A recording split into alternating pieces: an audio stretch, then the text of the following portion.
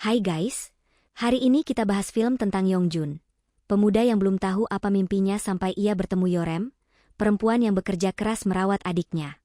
Dari rasa penasaran, perhatian kecil, sampai bahasa isyarat, hubungan mereka pelan-pelan tumbuh jadi sesuatu yang lebih hangat. Film ini dimulai dengan Yongjun yang sedang membicarakan rencananya untuk mulai mencari pekerjaan.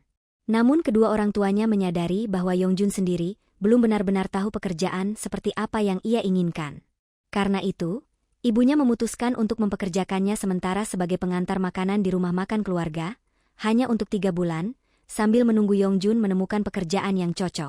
Saat mengantar pesanan ke sebuah gedung olahraga, Yongjun bertemu seorang anak yang ternyata tunarungu, sehingga ia mencoba berkomunikasi dengan bahasa isyarat seadanya untuk mencari arah ke kolam renang. Ketika tiba di area kolam renang, pandangannya langsung tertuju pada seorang gadis yang ada di tepi kolam itu. Gadis itu juga menggunakan bahasa isyarat, dan hal itu membuat Yongjun terpana. Sambil menyerahkan pesanan, ia terus mencuri pandang, merasa penasaran dengan gadis tersebut. Karena semakin penasaran dengan gadis tadi, Yongjun akhirnya memberanikan diri bertanya pada salah satu perenang di sana dengan bahasa isyarat. Ia ingin tahu siapa gadis pembawa timer yang barusan dilihatnya. Perenang itu lalu menjelaskan bahwa gadis tersebut adalah kakaknya. Yongjun mencoba menanyakan nama sang kakak. Namun karena gugup ia malah sekalian menanyakan nama si perenang juga. Hal itu membuat si perenang bercanda ke Yongjun. Seolah-olah ia sedang mencoba menggoda mereka berdua, membuat Yongjun makin salah tingkah. Perenang itu kemudian memperkenalkan dirinya sebagai So Gaul, dan kakaknya bernama So Yorem. Tanpa basa-basi, Yongjun langsung bertanya nomor telepon Yorem. Namun Gaul menolak memberikannya dan mengatakan bahwa Yongjun harus meminta sendiri langsung pada orangnya. Sesampainya di rumah, Yongjun yang masih kepikiran Yorem langsung menawarkan diri untuk mengantar pesanan lain. Saat di perjalanan, ia melihat Yorem di pinggir jalan, terlihat kesal karena motornya mogok. Tanpa pikir panjang, Yongjun menghampiri dan memperkenalkan diri sebagai pengantar makanan yang ia temui di kolam renang sebelumnya. Melihat Yorem sedang terburu-buru, Yongjun menawarkan motornya untuk dipakai. Meski awalnya ragu, Yorem akhirnya menerima bantuan itu dan mengucapkan terima kasih. Yorem kemudian mengulurkan tangan untuk meminta ponsel Yongjun agar bisa memberikan nomornya. Namun Yongjun yang polos sempat mengira kalau dia ingin berjabat tangan. Setelah bertukar nomor telepon, Yorem pergi melanjutkan urusannya, dan Yongjun membawa motor Yorem ke bengkel. Setelah memperbaiki motor Yorem, Yongjun dengan semangat langsung mengirim pesan, memberitahu bahwa motor itu akan selesai besok pagi dan bertanya di mana mereka bisa bertemu. Sementara itu, Yorem sedang mengikuti kelas bahasa isyarat internasional dan tidak melihat pesan-pesan itu. Yongjun terus mengiriminya pesan hingga malam, tapi belum ada satupun balasan. Di waktu yang sama, Yorem bertemu adiknya. Adiknya sempat penasaran motor siapa yang ia bawa itu, dan Yorem menjelaskan bahwa motornya mogok. Yorem lalu menanyakan perkembangan latihan sang adik, bahkan menyebut kemungkinan ikut olimpiade. Namun adiknya menganggap hal itu hanya mimpi. Setelah obrolan singkat itu, mereka pun pulang bersama. Keesokan paginya, Yorem baru sadar ada pesan dari Yongjun dan segera meminta maaf karena kemarin begitu sibuk. Yongjun langsung membalas dan mengajaknya bertemu di tempat yang sama seperti sebelumnya. Saat bertemu, Yorem terkejut melihat motornya yang kini sangat bersih, dan Yongjun menjelaskan bahwa ia mencucinya pagi tadi. Ketika Yorem ingin membayar, Yongjun menolak. Sebagai gantinya, ia mengusulkan agar mereka berteman saja, karena menurutnya mereka sebaya. Yorem penasaran dengan alasannya, dan Yongjun menjelaskan bahwa dalam bahasa isyarat tidak ada bentuk bahasa formal. Jadi sejak pertama berkomunikasi mereka sudah seperti teman. Penjelasan itu membuat Yorem tertawa. Yongjun juga menambahkan bahwa kemarin ia sempat berbicara dengan adik Yorem, dan itu membuatnya merasa lebih mudah untuk berkenalan dengannya. Ia kemudian mengajak Yorem minum kopi sebagai perayaan awal pertemanan mereka. Keduanya berjalan dengan sedikit canggung, saling mencuri pandang, namun menikmati suasana tersebut. Sayangnya, momen itu tidak berlangsung lama karena Yorem harus segera pergi.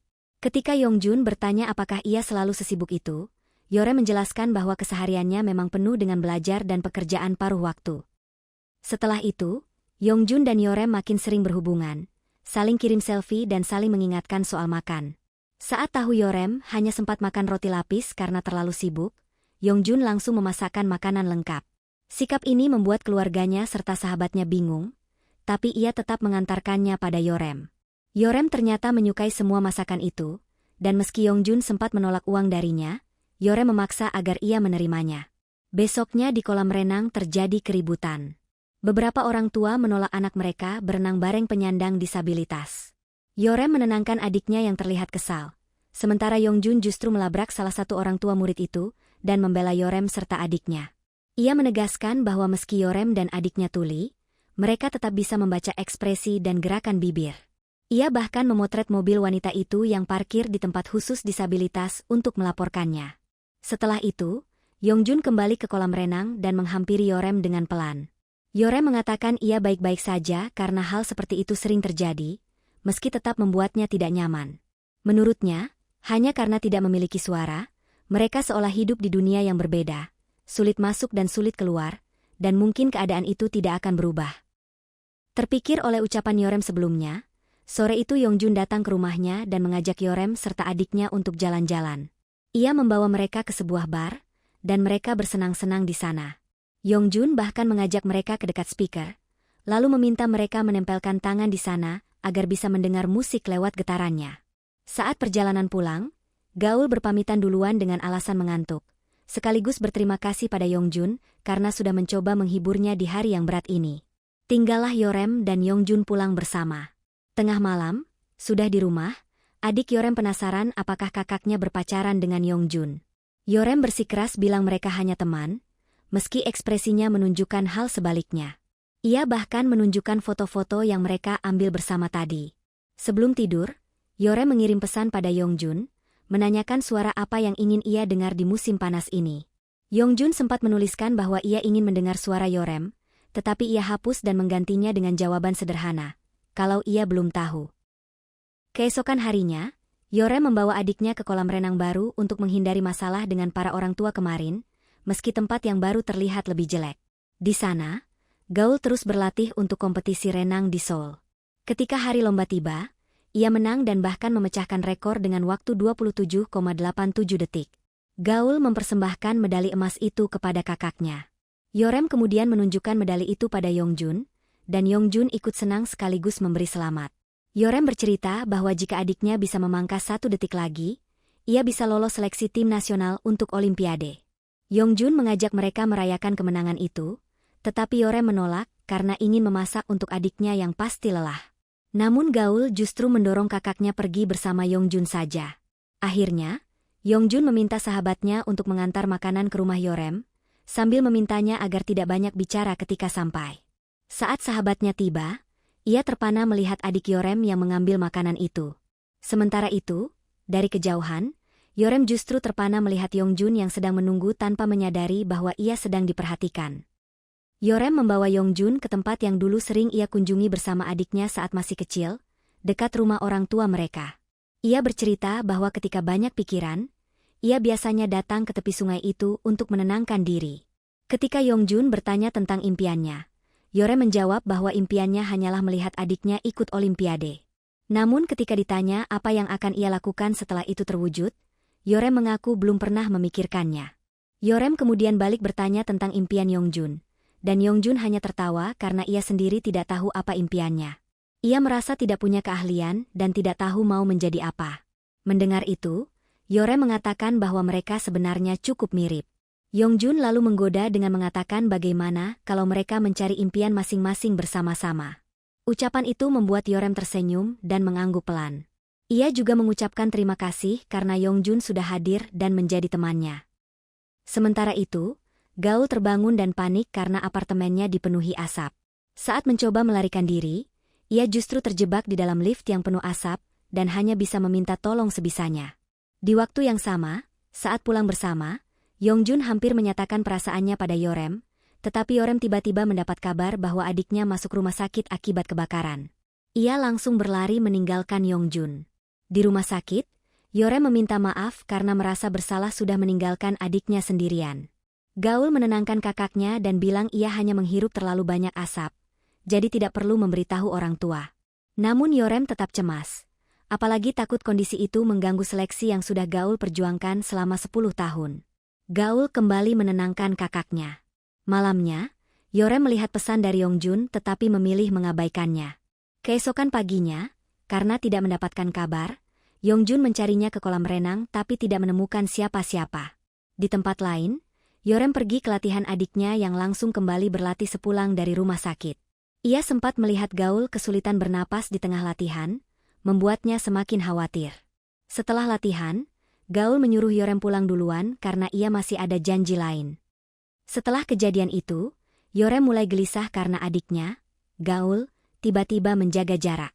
Gaul pergi latihan sendirian dan hanya meninggalkan pesan agar Yorem tidak usah datang lagi. Saat Yorem pulang, ia mendapati Yongjun sudah menunggunya di depan. Yongjun langsung menanyakan apa yang terjadi dan memastikan Yorem baik-baik saja. Tapi Yorem malah meminta maaf dan menyuruh Yongjun untuk tidak datang ataupun menghubunginya lagi. Yongjun mencoba menahan dan meminta penjelasan, khawatir kalau ia melakukan kesalahan. Namun Yorem tetap menolak untuk menjelaskan. Ketika Yongjun bertanya apakah keberadaannya membuat Yorem lelah, Yorem hanya mengangguk pelan lalu pergi. Yongjun pun terdiam, tampak terpukul dan mulai mempertanyakan semuanya. Walau sudah dilarang datang, Yorem tetap mengawasi adiknya dari luar kolam. Dari sana, ia melihat adiknya menangis saat latihan. Setelah sesi selesai, mereka akhirnya bertemu. Gaul meminta maaf karena ia sudah tidak bisa ikut seleksi. Yorem juga ikut meminta maaf. Merasa impian Gaul jadi berantakan karena dirinya. Namun Gaul langsung balik bertanya, sebenarnya apa sih impian kakaknya? Gaul menegaskan bahwa Olimpiade adalah impiannya, bukan impian Yorem. Ia tidak ingin kakaknya terus mengorbankan hidup demi dirinya. Mulai dari antar jemput, kerja paruh waktu untuk biaya latihan, sampai selalu hadir di pinggir kolam. Menurut Gaul, hidup Yorem bukan di dunia ini, dan itu semua membuatnya merasa bersalah. Ia mengaku tidak berani menyerah karena takut mengecewakan Yorem. Yongjun yang sedang galau soal hubungannya, akhirnya menginap di rumah sahabatnya. Melihat Yongjun murung, sahabatnya menyarankan ia minta maaf atau coba mulai bicara lagi. Tapi setelah Yongjun menjelaskan kalau Yorem adalah perempuan tuli, sahabatnya langsung sadar masalah yang dihadapi temannya tidak ringan. Meski begitu, karena sahabatnya diam-diam naksir adiknya Yorem, ia tetap mendorong Yongjun untuk balikan dan bahkan penasaran apakah adiknya juga tuli atau tidak. Sementara itu, Yorem curhat kepada kedua orang tuanya. Ia sempat bertanya apakah dulu ibunya pernah takut kalau anaknya terlahir tuli dan malah menyulitkan mereka. Tapi orang tuanya menegaskan kalau rasa takut itu tidak pernah ada. Di sisi lain, ibu Yongjun yang melihat putranya murung akhirnya mengajak Yongjun bicara. Yongjun menjelaskan bahwa Yorem adalah perempuan tuli yang sangat menyayangi adiknya sampai harus bekerja terus-menerus dan mengabaikan dirinya sendiri serta impiannya. Bagi Yongjun, Yorem terlalu baik, dan mungkin itulah alasan ia menjaga jarak, takut merepotkan Yongjun. Di rumah Yorem, ibunya memberi nasihat penting. Ia bilang bahwa terus menolong orang sementara diri sendiri tidak dijaga justru membuat orang merasa terbebani, dan itu bukanlah cinta, melainkan belas kasihan. Ibunya mengingatkan bahwa bahkan dalam keluarga pun, tidak ada yang bisa menjalani hidup orang lain. Ia ingin Yorem fokus menjalani hidupnya sebagai dirinya sendiri, bukan hanya sebagai kakak Gaul. Suatu hari, Yorem akhirnya bertemu lagi dengan Gaul. Mereka saling meminta maaf atas semua hal yang terjadi belakangan ini. Gaul kemudian penasaran dan bertanya kenapa kakaknya tidak berpacaran saja dengan Yongjun. Yorem menjawab kalau ia memang tidak berniat pacaran. Tapi Gaul langsung menebak. Apakah itu karena Yorem tuli atau karena dirinya yang selama ini selalu ditanggung kakaknya? Yorem buru-buru menepis hal itu dan bilang kalau ia hanya senang melihat adiknya bisa tersenyum di air. Itu saja. Mendengar itu, Gaul justru berkata kalau kakaknya benar-benar percaya padanya, maka Yorem harus pacaran dengan Yongjun dan mulai memikirkan hidupnya sendiri lagi. Sementara itu di rumah Yongjun, ibunya masih bingung bagaimana harus bersikap setelah tahu perempuan yang disukai anaknya adalah seorang tuli. Tapi ayah Yongjun menanggapinya dengan santai. Baginya, itu bukan masalah selama orang itu baik, karena di luar sana banyak orang yang bisa berbicara, tapi tidak benar-benar mampu berkomunikasi dengan hati. Yongjun yang masih berusaha memahami Yorem, memutuskan berjalan di jalanan sambil menyumpal telinganya, mencoba merasakan dunia tanpa suara seperti Yorem. Di tengah keramaian, semuanya terasa sunyi, dan disitulah ia baru benar-benar mengerti betapa berbeda keseharian Yorem. Ia kemudian pergi ke kolam latihan adik Yorem, dan menemukan Yorem sendirian di tengah air, seperti sedang menikmati ketenangannya sendiri. Dari pinggir kolam, Yongjun mulai berbicara dengan suara. Mengakui kalau ia mungkin belum sepenuhnya memahami Yorem, lalu meminta maaf karena pernah membuat Yorem merasa lelah. Ia juga jujur kalau ia tidak suka jarak yang tiba-tiba tercipta di antara mereka belakangan ini. Yorem hanya terdiam, sadar akan kehadiran Yongjun, seakan mencoba memahami maksudnya. Yongjun melanjutkan, bilang kalau ia akan mengurus Yorem jika Yorem sulit mengurus diri sendiri, dan ia sangat menyukai senyumnya. Saat Yongjun hampir menyatakan perasaannya, Yorem membalik badan ke arahnya, dan malah tersenyum seolah sudah tahu apa yang mau diucapkan. Ketika Yongjun hendak membantunya keluar dari kolam, ia justru terpeleset dan jatuh ke dalam air bersama Yorem. Di momen itu, Yongjun menawarkan sesuatu yang lebih serius. Mengajak Yorem bekerja di tempat orang tuanya, karena ia ingin mereka bisa bersama setiap hari. Yorem sempat ragu karena ia tuli, tapi Yongjun menenangkannya. Baginya, orang tuanya pasti akan mengerti, apalagi Yorem adalah orang yang baik dan rajin. Setelah beberapa waktu, Yongjun akhirnya mengajak Yorem bertemu orang tuanya. Ibunya langsung terkesima melihat Yorem, sementara ayahnya menuliskan kata-kata di kertas agar Yorem bisa mengerti karena mereka tidak terlalu paham bahasa isyarat. Ibunya kemudian mengatakan bahwa meskipun Yongjun kadang kekanak-kanakan, ia orang yang baik dan Yorem akan aman bersamanya. Bahkan mereka berdua terang-terangan berharap Yorem bisa balikan lagi dengan Yongjun. Ayahnya bercanda, bilang Yorem boleh bekerja di toko sambil pacaran dengan anaknya. Saat menjawab, Yorem tiba-tiba menggunakan suaranya, membuat semuanya kaget karena ternyata Yorem bisa berbicara. 네, 좋아요. Yongjun ikut syok karena selama ini ia pikir Yorem tuli. Yorem menjelaskan kalau ia tidak tuli, dan justru sempat mengira Yongjun yang tuli. Yongjun makin terkejut, karena berarti semua ucapan curhatnya di kolam renang kemarin didengar jelas oleh Yorem. Yorem lalu menyampaikan perasaannya menggunakan bahasa isyarat. Tapi karena orang tua Yongjun tidak mengerti, mereka hanya bisa saling tatap kebingungan. Di sisi lain, Gaul kembali latihan renang. Ternyata orang yang pernah menyelamatkannya saat terjebak di lift waktu kebakaran adalah sahabat Yongjun.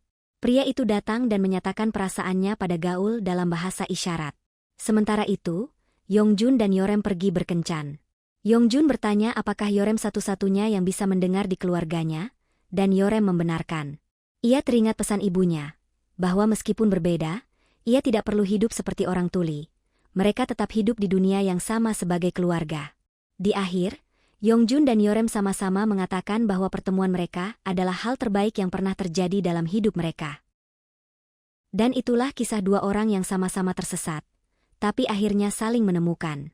Yongjun belajar memahami dunia Yorem, dan Yorem akhirnya berani menjalani hidupnya sendiri.